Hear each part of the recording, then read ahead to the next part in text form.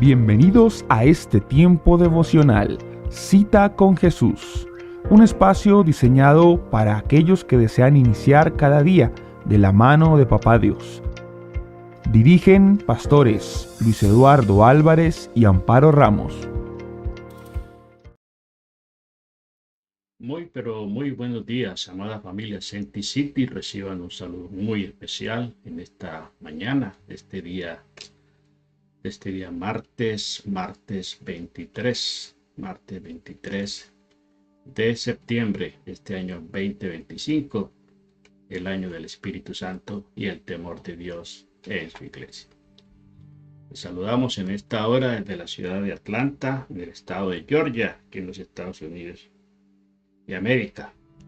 Bienvenidos a este tiempo devocional, Cita con Jesús. Tiempo especialmente diseñado, especialmente para todos aquellos que anhelan conocer más del Señor, experimentar su amor, su misericordia, su grandeza, su poder. Así que bienvenidos y bienvenidas. Vamos a darle gracias a Dios en esta mañana porque Él es bueno, porque su misericordia es infinita, porque nos permite cada día estar delante de su presencia, dándole toda la gloria, dándole toda la honra, dándole toda la alabanza, la exaltación, porque Él es bueno, porque su misericordia es para siempre. Amado Dios, en el nombre de Jesús, te damos infinitas gracias por la alegría inmensa, Señor, que tenemos cada mañana de compartir contigo, Señor, este tiempo, esta cita de amor, esta cita impostergable, indelegable, Señor Dios del cielo, donde nos acercamos, bendito Dios del cielo, confiadamente al trono de la gracia, al trono de la misericordia, porque tú eres bueno, Señor, porque tú eres hacedor de maravillas, Señor, porque no hay Dios tan grande como tú, ni obras que igualen tus obras. Espíritu Santo, te pedimos que en esta mañana tu palabra, Señor, sea propicia, Señor, a nuestra necesidad. Que hoy, Señor, tu Santo Espíritu nos revele abundancia de verdad, abundancia de paz, Señor, a nuestros corazones. Bendice a tu pueblo en este día, Señor. Bendice a tus hijos, a los que te buscan, Señor, de corazón, Señor. A los que cada mañana, Señor Dios del cielo, se presentan ante ti, anhelantes, bendito Dios del cielo, de experimentar, bendito Señor, tu grandeza, tu poder, Señor, tu misericordia infinita, Señor, que se renueva cada día, Señor. Gracias, gracias, Dios del cielo. ¿Cómo no alabarte? ¿Cómo no bendecirte, Señor? ¿Cómo no glorificarte, Señor? ¿Cómo no darte toda la gloria a ti, Señor? Que vives y reinas por los siglos de los siglos. En el nombre precioso de Jesús, bendice, Señor, a tus hijos, bendice a tu pueblo, Señor. Te lo pedimos en el nombre precioso de Cristo Jesús. Amén, amén y amén.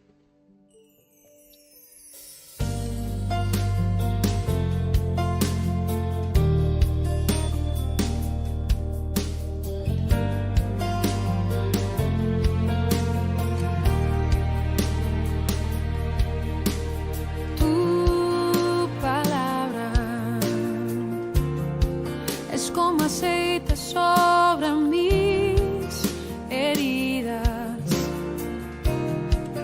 es el agua en el desierto y el calor en el invierno.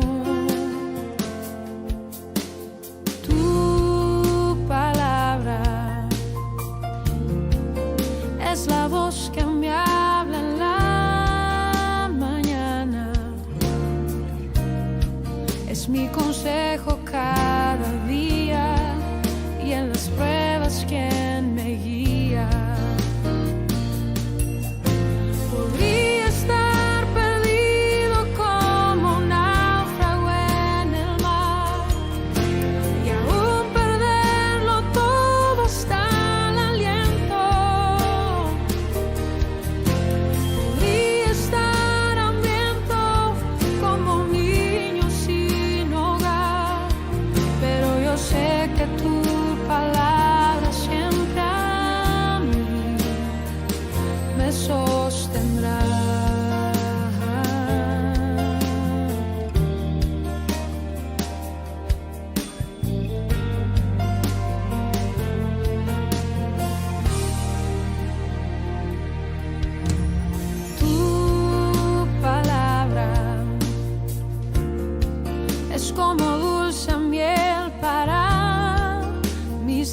Dios. Sí, Señor, es tu palabra, Señor, como esa dulce miel, Señor, oh Dios del cielo, que nos, que nos alimenta, Señor, que nos sacia, Señor, oh Dios del cielo.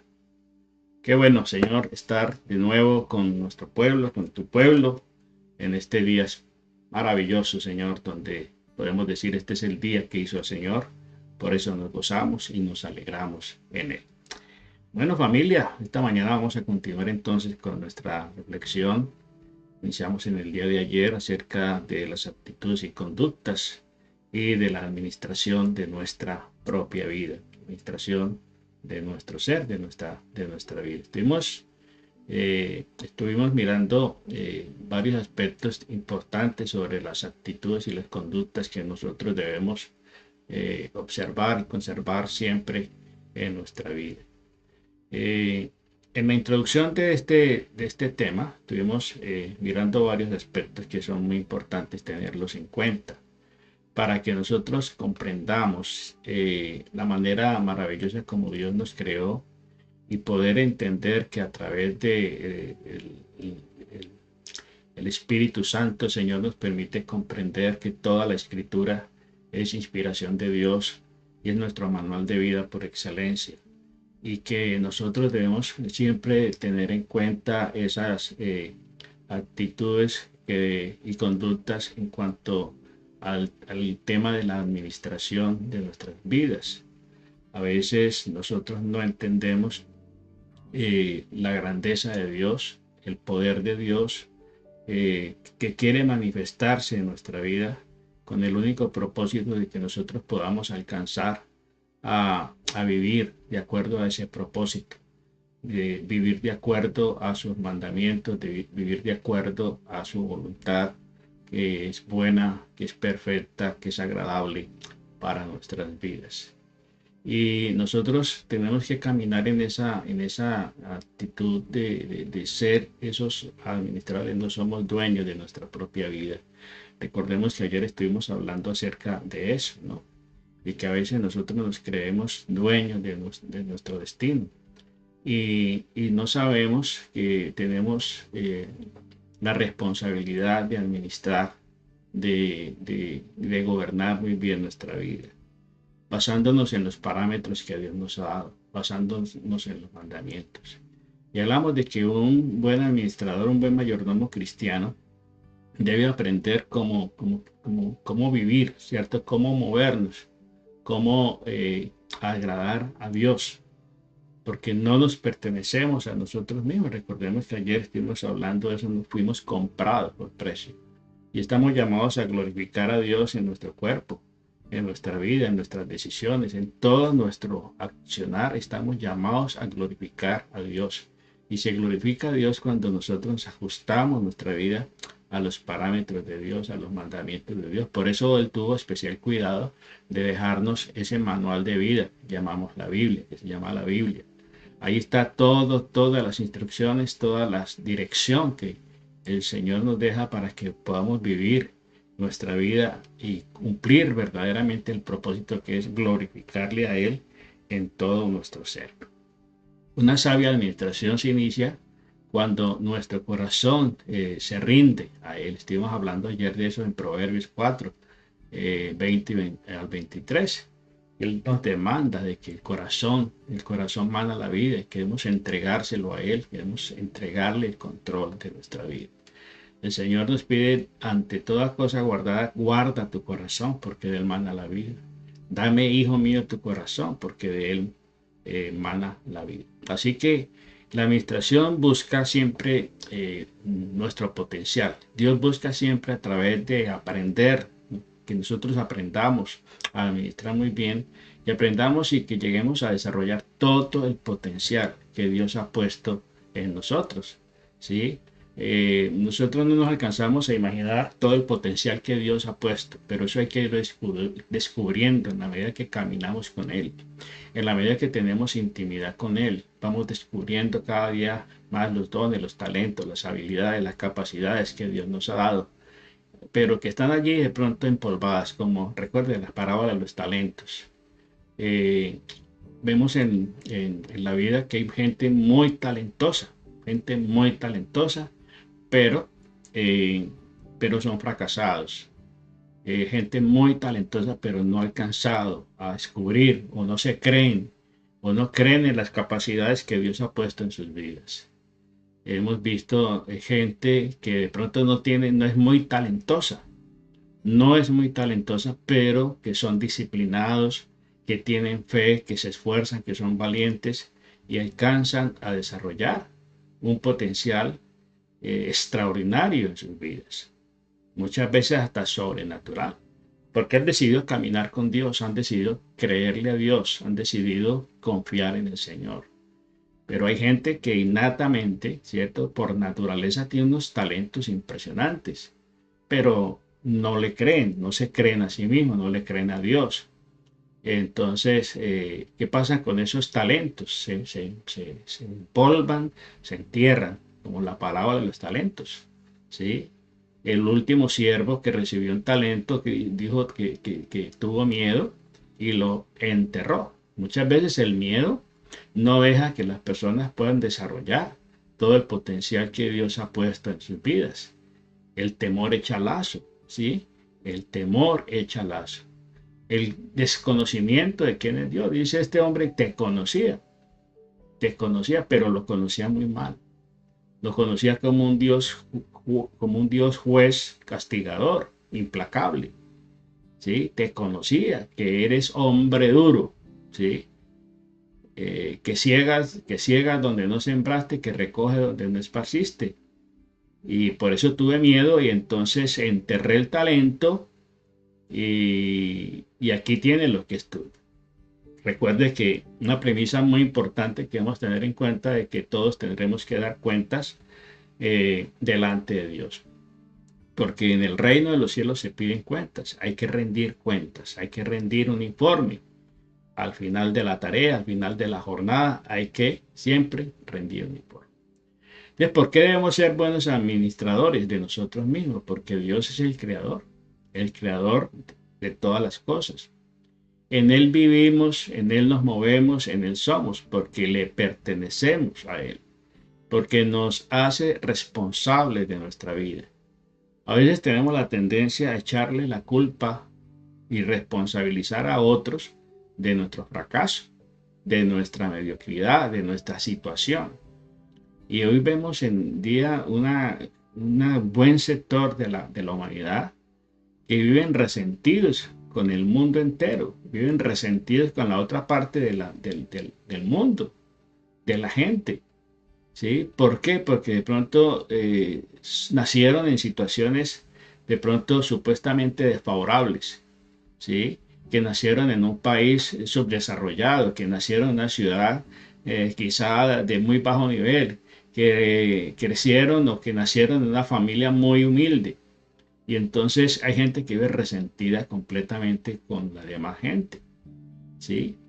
Pero hay gente que nació en circunstancias muy difíciles, muy paupérrimas, pero llegaron a desarrollar una potencial, llegaron a creerle a Dios y creerse a ellos mismos y pudieron salir de ese estancamiento, de esa situación. Vemos gente de estratos muy humildes que se han superado con esfuerzo, con dedicación, con disciplina y han llegado a lugares extraordinariamente altos. Ha habido historia de presidentes, de países, de naciones que nacieron en situaciones muy limitadas. ¿Sí? Recuerdo de la historia de Colombia, mi país, hubo un presidente, Marco Fidel Suárez. Marco Fidel Suárez dice la historia que nació en un hogar muy humilde, en muy escasos recursos. Y él no podía ni asistir a la escuela porque no tenía los recursos. Pero este niño, desde niño, él iba a la escuela, pero no podía entrar porque pues no tenía los recursos, pero él desde la ventana, una de las ventanas del salón, él escuchaba las clases. Y dice la historia que la profesora se admiró de este niño que era constante en ir todos los días allí a recibir las clases ahí por la ventana, hasta que ella se conmovió y lo invitó a participar. Pidió autorización a la directora de la escuela para que él pudiera ingresar. Y bueno, él ingresó, imagínese pues la situación. Tenía que llegar con su ropa remendada, con su ropa rota, sin zapatos, ¿sí? Descalzo. ¿Y cuál sería la burla y cuál sería el bullying? Pues en ese tiempo no se llamaba bullying, pero el matoneo, la discriminación, la molestia y el rechazo de los demás muchachos. Porque los muchachos de por sí son crueles, ¿cierto? Con los demás niños. Y este hombre, esta extracción tan humilde, su mamá sostenía a sus hijos lavando ropas ajenas en el río. Y este joven pues creció, se educó, se esforzó, no se quedó ahí solamente con esa educación básica, sino que con esfuerzo, ya trabajando, llegó pues a formarse, llegó a la universidad y llegó a ser presidente de Colombia.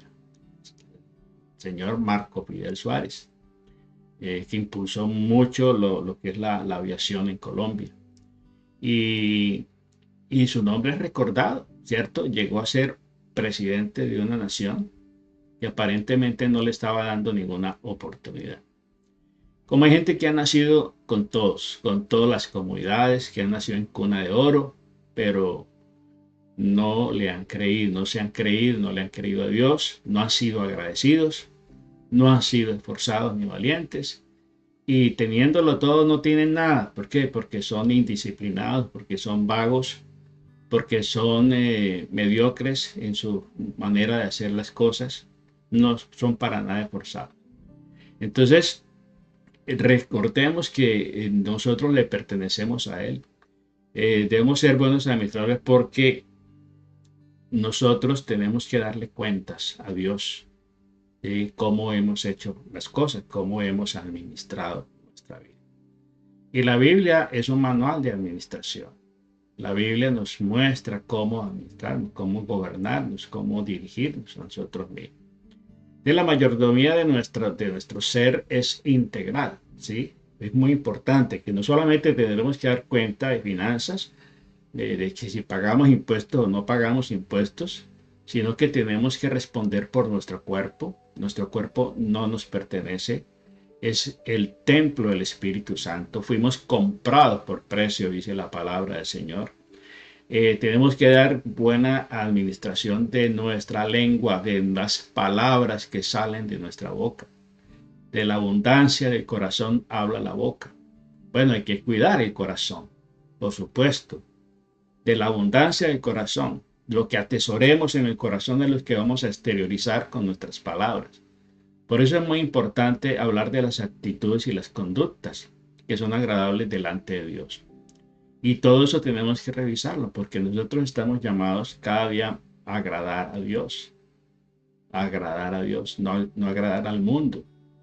Entonces tenemos que aprender a cuidar nuestras palabras. Toda palabra ociosa que nosotros manifestemos, tendremos que dar cuentas.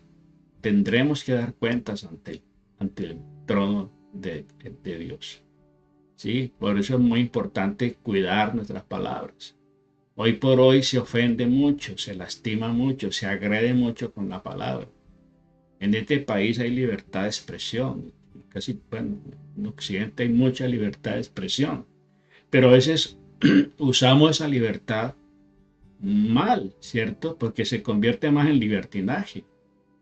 Y entonces se usa la palabra para agredir, para lastimar, para descalificar, para cancelar a otros, ¿cierto? Para anular a otros. Y entonces usamos todo tipo de palabras, todo tipo de artimañas, los falsos testimonios, las noticias falsas, las calumnias, las críticas destructivas, los comentarios malintencionados, ¿sí? Y hoy vemos las redes sociales y atestadas de todo tipo de mensaje de odio, de rechazo, que tal punto que esas palabras, si no se controlan, pues desencadenan en violencia, desencadenan en atentar muchas veces contra la vida de otras personas. Porque hay gente que incita con sus palabras y hay otra gente que son muy volubles, que son muy faltos de carácter y se dejan influenciar por esos agitadores y terminan haciendo locuras, terminan saliendo a incendiar ciudades, a destruirlo todo y hasta atentar contra la vida de otras personas, como sucedió en los recientes días aquí en Estados Unidos con Charlie Kirk. ¿Sí? Mensaje de odio, gente, gobernantes que usan un lenguaje muy descalificador en contra de aquellos que no piensan como ellos, que no están en la misma orilla política y entonces se quiere destruir a la otra persona usando todo ese tipo de herramientas, ese tipo de armas. De pronto no usan armas convencionales ni físicas, pero usan el arma de la palabra, porque la palabra es un arma. En la boca tenemos mucho poder. El poder de la vida y de la muerte está en la lengua, en la boca, en lo que hablamos. Entonces, por eso debemos ser buenos administradores de nuestras palabras, de nuestra lengua. Recordemos que Santiago habla de que la lengua es un pequeño miembro, pero se jacta de grandes cosas. Y se compara como un pequeño fuego que puede incendiar grandes bosques. La palabra. ¿Sí? Recordemos en el tiempo del holocausto, cómo se llegó a materializarse el holocausto por el discurso de odio de una sola persona. Una sola persona que tenía poder de convencimiento, pero que estaba llena de odio hacia los judíos. ¿Sí? Y este hombre dirigió al exterminio de más de 5 millones de personas, con su lenguaje de odio, con su retórica incendiaria, que llevó a contaminar a mucha gente y que se enfocaron simplemente en la destrucción de una raza, de un pueblo. El corazón. Dame, hijo mío, tu corazón. Cuidar nuestra mente, ¿sí? Nuestra mente. La mente, Dios nos dio la capacidad de pensar, de razonar, pero esa mente se puede enfermar y esa mente hay que sostenerla, hay que cuidarla, hay que alimentarla bien. El apóstol Pablo nos recomienda en qué debemos ocupar nuestra mente. Por lo demás, hermanos, todo lo que es bueno, todo lo que es noble, todo lo que es verdadero, todo lo que es justo, en eso ocupe su mente. En todo lo que es digno de alabanza. Pero muchas veces la mente se llena de basura. La mente se llena de odio, se llena de resentimientos, ¿sí? Se llena de inmoralidad. Entonces la mente hay que renovar. Y la mente hay que renovarle. El apóstol Pablo nos plantea en Romanos 12 cómo se debe transformar, cómo debemos transformar nuestra vida. La transformación de nuestra vida comienza con la renovación de nuestra mente. Cambiando nuestra manera de pensar, cambiará nuestra manera de vivir. Cambiará nuestra manera de hablar. Cambiará nuestra manera, nuestra percepción del mundo. ¿Sí? Esto es bien interesante. También debemos ser buenos administradores del tiempo. El tiempo es un recurso valiosísimo. ¿Sí? Hay un refrán, un dicho que dice que el tiempo perdido los santos lo lloran. El tiempo perdido. El tiempo perdido es una pérdida, porque ese tiempo no se puede recuperar. Hay gente que dice vamos a recuperar el tiempo no se puede recuperar. El tiempo no se puede acumular.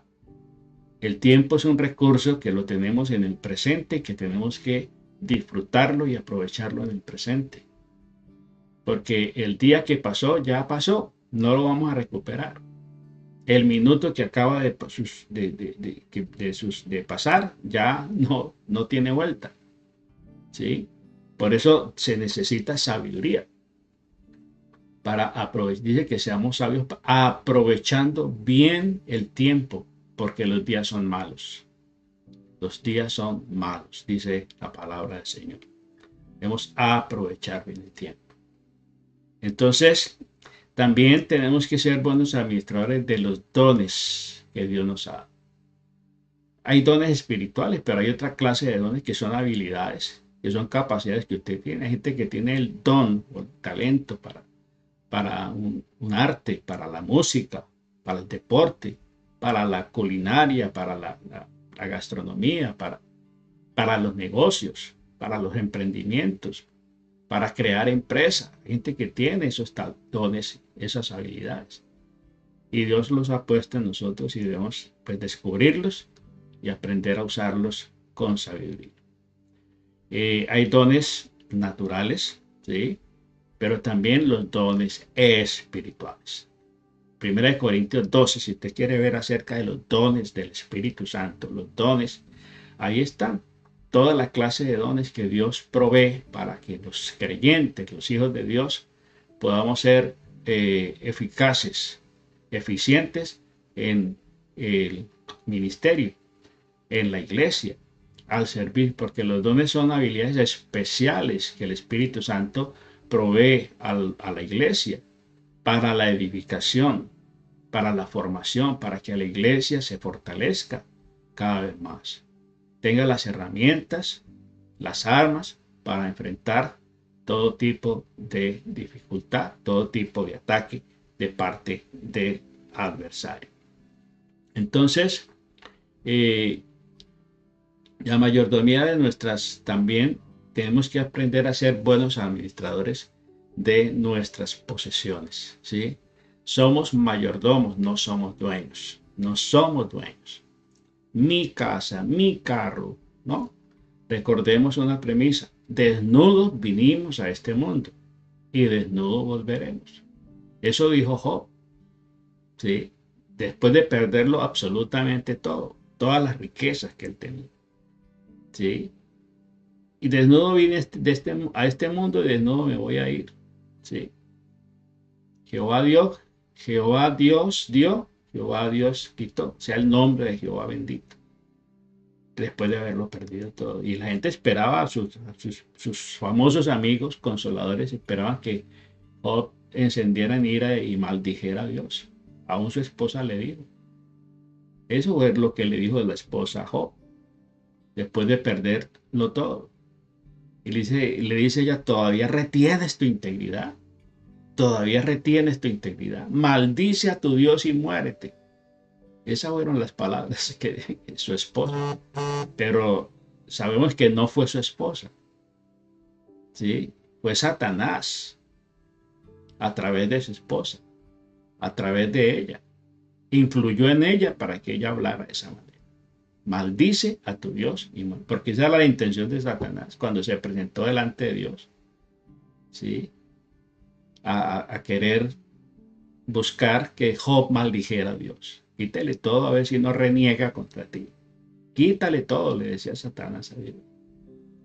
Y entonces la mujer le dice: todavía retienes tu integridad después de perder tus hijos, de perderlo todo. Maldice a tu Dios y muérete, ¿sí? Ahí estaba Satanás hablando. Entonces somos mayordomos de lo que Dios nos ha dado. No somos dueños.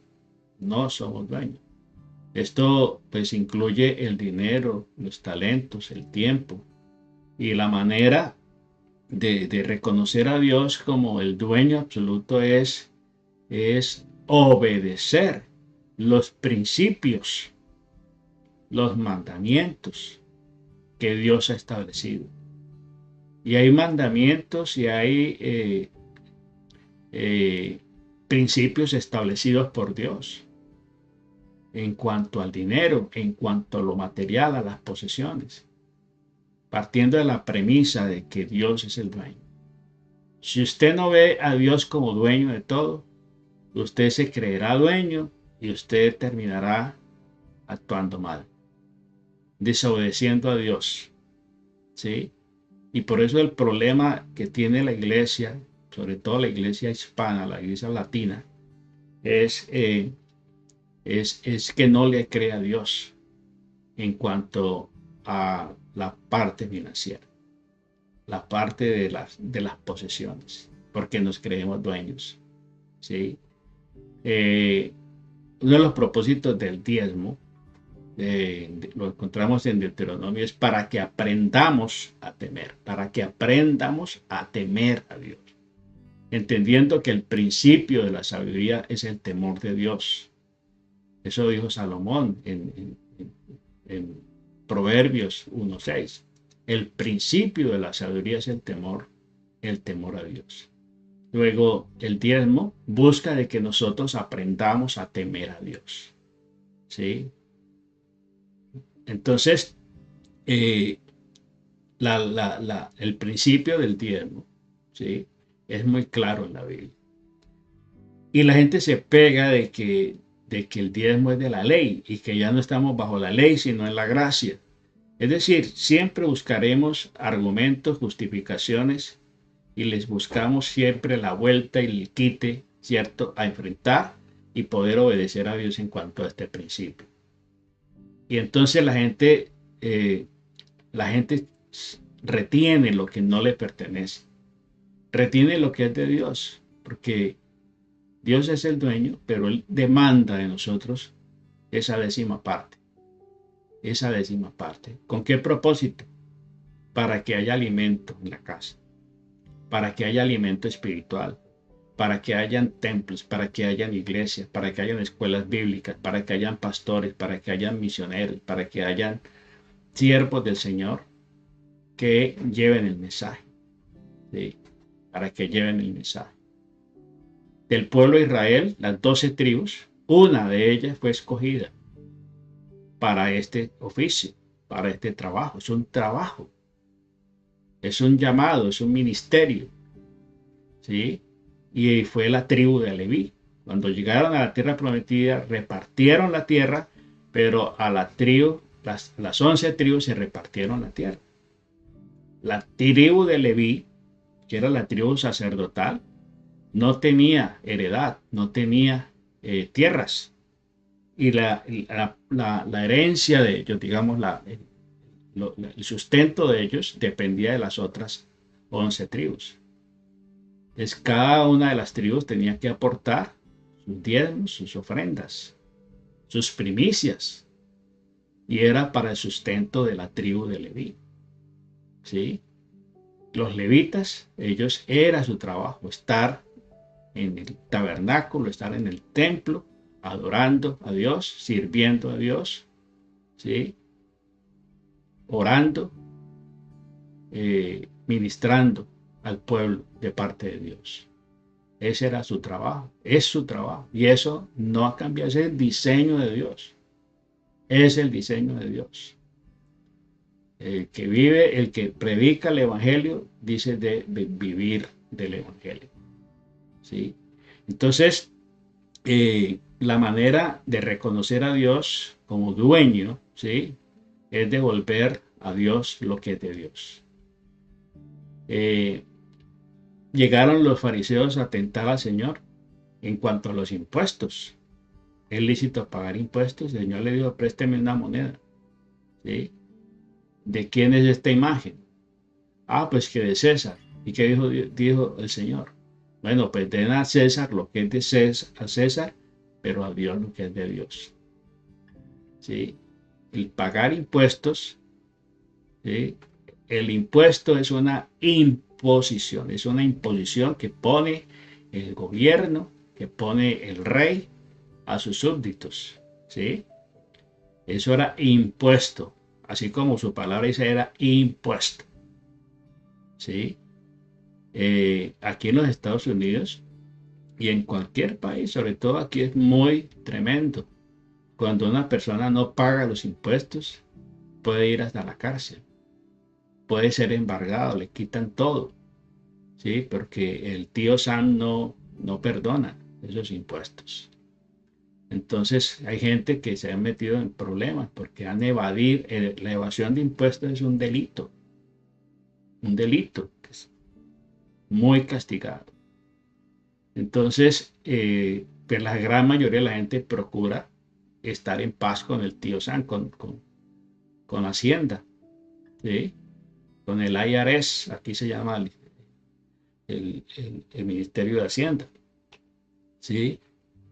Y cada año hay un plazo límite para presentar los impuestos, para presentar la relación, su declaración de impuestos, donde tiene que relacionar todos sus ingresos, sus ganancias, ¿sí?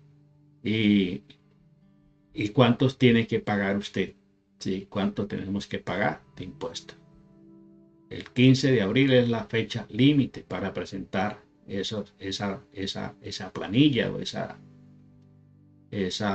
declaración, ¿sí? Y el que no lo hace, pues está sometido a una multa, y esa multa pues conlleva intereses. Hay gente que se ha endeudado grandemente por no cumplir, por evadir los impuestos, y muchos han terminado en cárcel. Entonces, el impuesto se paga. El diezmo es un principio, ¿sí? Si usted no lo hace, déjeme decirle que no lo van a meter a la cárcel, pero sí va a entrar a la cárcel ¿de quién? Del devorador. El devorador. En Malaquías 3, ¿sí? El Señor habla del diezmo. Dice, traigan todos los diezmos al alfolí, ¿sí? Para que haya alimento en mi casa. Pruébenme ahora en esto, dice el Señor. Si no, os abriré las ventanas de los cielos, derramaré sobre vosotros bendición hasta que sobreabunde. ¿Qué pasa si usted no lo hace? Bueno, a usted no le va a pasar nada. Pero ¿qué va a pasar? Que el devorador va a tener libertad de entrar a su vida, de destruir su vida, de menoscabarle sus finanzas. Y no solamente sus finanzas, porque no solamente es dinero, es su salud, es su bienestar, es la paz, la tranquilidad, son sus hijos, es su hogar, su matrimonio, ¿sí? El devorador, cuando se mete, cuando se le da entrada a una vida, a un hogar, es a destruirlo todo, a destruirlo todo, ¿sí? Luego, el diezmo es como un seguro, digámoslo así. Yo lo veo como un seguro de bienestar, de protección contra el enemigo. Él es el devorador, ¿sí? Y el devorador, cuando tiene entrada, él no perdona, entra a destruirlo todo, ¿sí? Dice, reprenderé por vosotros al devorador. ¿Quién lo va a reprender? Dios mismo lo va a reprender, ¿sí? Por eso el Señor dice, pruébenme ahora en esto. Prueben. Entonces, mucha gente ha probado al Señor, ¿sí? Yo, cuando comencé mi vida cristiana, llegué muy prevenido en cuanto a este tema, ¿sí? En cuanto a este tema, porque pues no tenía conocimiento, pero sí me daba la libertad de criticar a los que lo hacían. Y hay gente que critica a los que los hacen sin tener conocimiento. Yo era uno de ellos. Tenía compañeros de trabajo que eran evangélicos y que iban a su iglesia. Y ellos me comentaban que sí, que ellos llevaban su diezmo. Entonces yo los criticaba y les decía que eran unos bobos, unos tontos, porque trabajaban toda la semana duro para el domingo ir a la iglesia a llevarle la plata al pastor. Ese era mi pensamiento.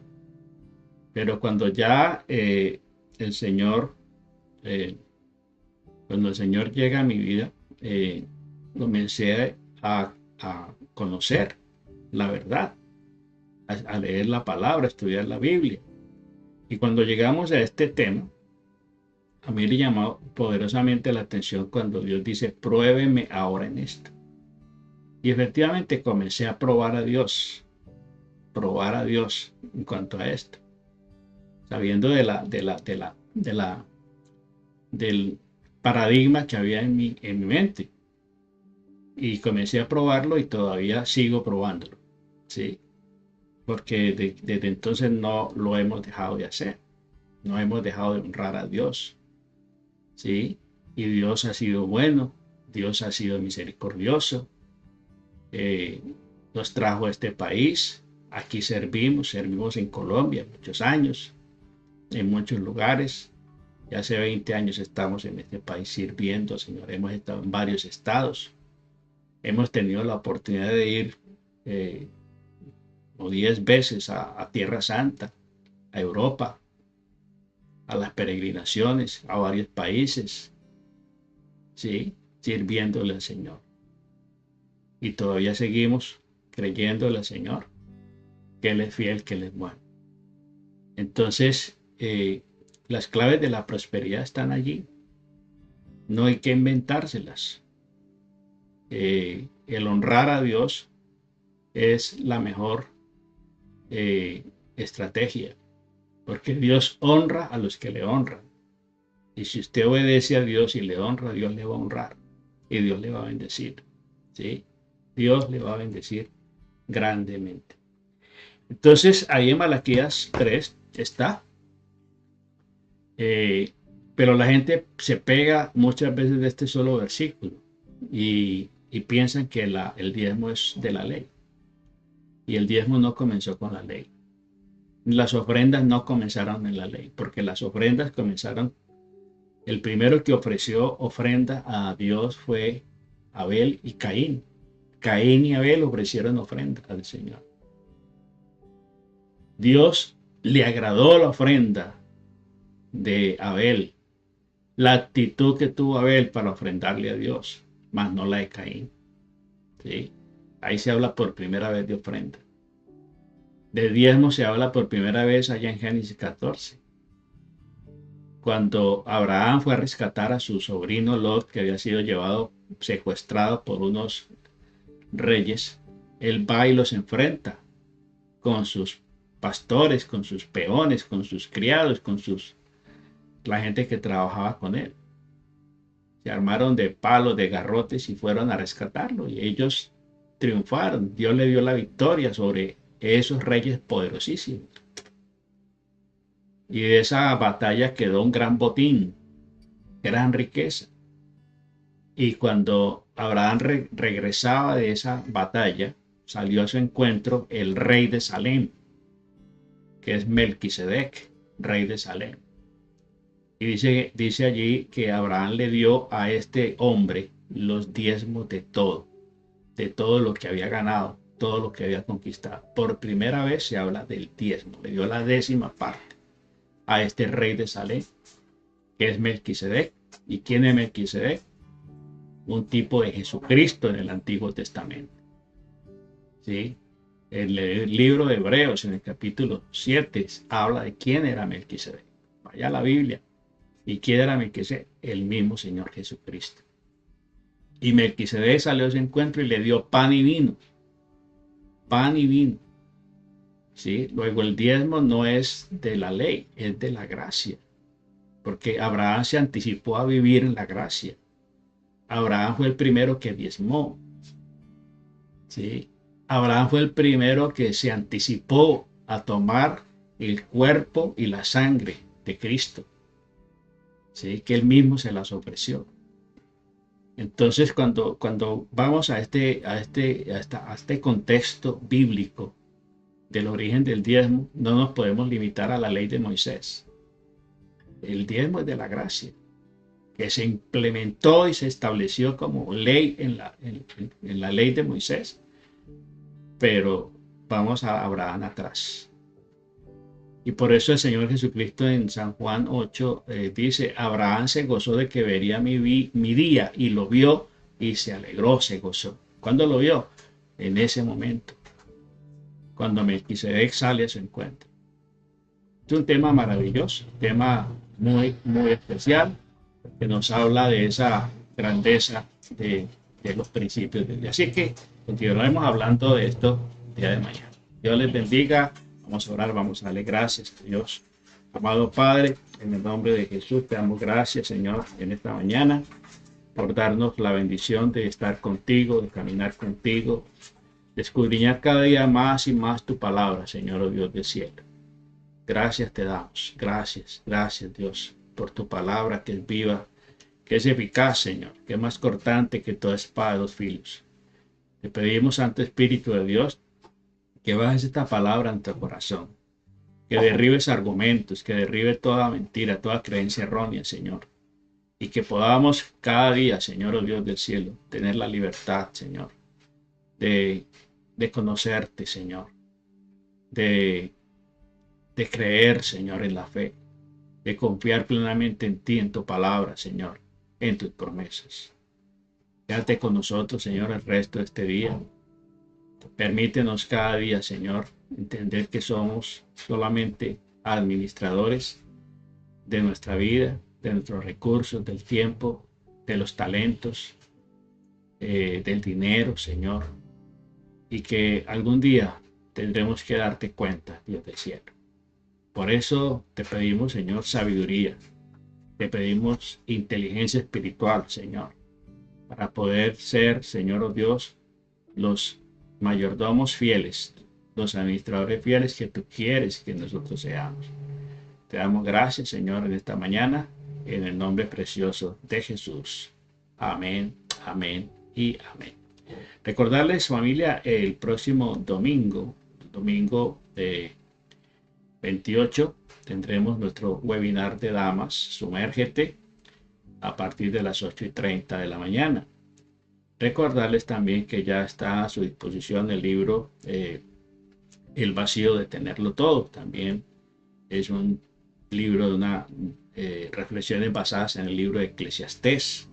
Así que va a ser de mucha bendición para sus vidas. Que Dios les bendiga rica y abundantemente y nos vemos la próxima. Sumérgete. ¿Sabías que tu relación con Dios transformará tu cerebro? Acompáñanos en este webinar exclusivo para mujeres de manera virtual. Fecha, domingo 28 de septiembre, 8:30 de la mañana, hora Miami.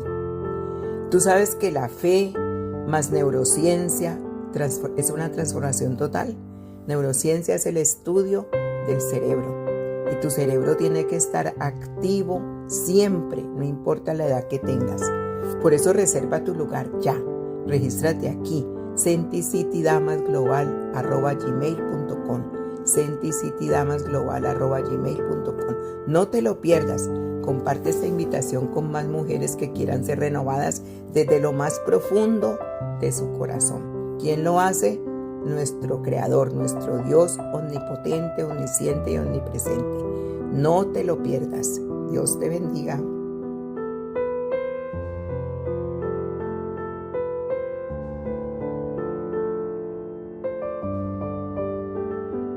Hola, hoy quiero invitarte de una manera muy especial a descubrir mi nuevo libro, El vacío de tenerlo todo, encontrando plenitud en Dios más allá del éxito y las posesiones.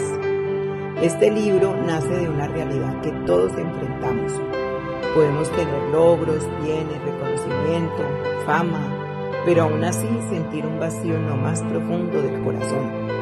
Y a través del estudio del libro de Eclesiastés, reflexionamos juntos sobre esa búsqueda insaciable del ser humano y encontramos la respuesta con la ayuda del Espíritu Santo, quien nos hace comprender esta verdad, que la verdadera plenitud solo se halla en Dios.